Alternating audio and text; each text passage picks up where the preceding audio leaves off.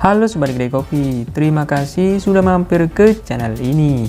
Bukan Realme namanya kalau tidak merilis smartphone baru hampir secara rutin setiap bulan. Sejak awal tahun 2021 sudah beragam lini smartphone dihadirkan untuk konsumen.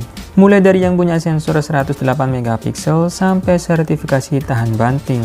Kali ini Realme C20 dihadirkan sebagai opsi termurahnya. Nah, bagi sobat yang tertarik untuk membelinya, ada baiknya cari tahu dulu kelebihan dan kekurangannya agar nanti tidak menyesal.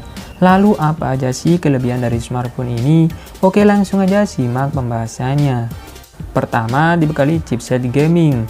Realme C20 sudah dibekali chipset seri gaming dari MediaTek yakni Helio G35. Chipset tersebut bisa dibilang cukup bertenaga untuk standar zaman sekarang dan pastinya sudah sangat oke di kelas harganya. Di kelasnya chip ini juga menjadi yang paling lembut, bahkan digunakan pula di seri-seri yang lebih mahal. Dengan CPU octa-core dengan clock speed mencapai 2,3 GHz, bermain game di smartphone ini masih bisa diandalkan. Setidaknya dengan grafis smooth sampai medium kalau untuk PUBG Mobile. Asal nggak untuk kompetisi aja dan suhu bodinya juga cukup terjaga. Yang agak sedikit menghambat mungkin ada pada kapasitas RAM-nya yang hanya 2 GB. Jadi sobat harus sedikit bersabar saat akses atau berpindah aplikasi. Kedua, baterai awet. Di harga 1,2 jutaan, Realme C20 ini sudah dilengkapi dengan baterai LiPo berkapasitas 5000 mAh, yang mana sudah memenuhi standar kebutuhan zaman sekarang. Realme mengklaim kalau baterai smartphone ini bisa bertahan selama 43 hari dalam mode standby. Sobat juga tak perlu khawatir jika baterai smartphone ini cepat habis, karena sudah ada mode hemat daya yang bisa membuat smartphone bisa terus digunakan seharian. Dengan mengaktifkan mode ini, baterai yang tersisa 5% bisa dipakai untuk menjalankan YouTube selama 77 menit. Dan menariknya lagi, smartphone ini bisa digunakan untuk mengisi daya perangkat lain lewat fitur reverse charging. Ketiga, ketahanan bodi yang oke. Realme C20 tak hanya punya layar berukuran besar, tetapi juga dilapisi dengan pelindung Corning Gorilla Glass 3 yang membuatnya tahan terhadap goresan. Ya, memang belum tahan terhadap guncangan atau benturan seperti versi-versi Gorilla Glass di atasnya.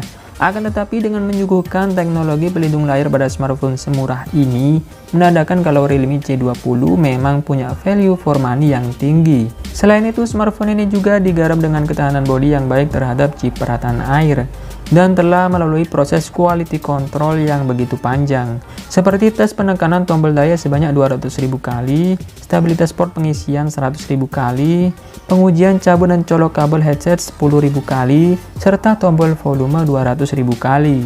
Keempat, tampilan bodi kekinian. Bila kita melihat pada jajaran smartphone murah, umumnya hanya dibekali dengan desain seadanya, tidak seperti Realme C20. Smartphone ini terbuat dari bahan plastik polikarbonat dengan finishing touch berupa glossy, sehingga tampak berkilau jika dilihat dari sudut pandang berbeda. Terlihat adanya bilah persegi panjang yang menurun dari modul kamera hingga ke bawah, menampilkan tulisan Realme. Pihak perusahaan menyebut desain bodi ini dengan istilah geometric artisan yang disinyalir sesuai dengan tren masa kini. Sayangnya hanya tersedia dua varian warna, yakni light blue dengan warna biru laut, dan juga Iron Grey warna keabuan yang agak condong ke warna gelap. Di balik beragam kelebihan yang ditawarkan, Realme C20 juga memiliki segelintir kekurangan yang perlu sobat pertimbangkan sebelum membelinya. Apa saja itu? Pertama, tidak ada fingerprint. Sayangnya Realme C20 tidak dibekali sensor sidik jari, baik itu di belakang ataupun di samping. Itu mengapa bodi belakangnya terlihat begitu bersih tanpa ada penampakan sensor sidik jari. Ketiadaan sensor ini sebelumnya terbilang wajar mengingat harganya yang begitu murah.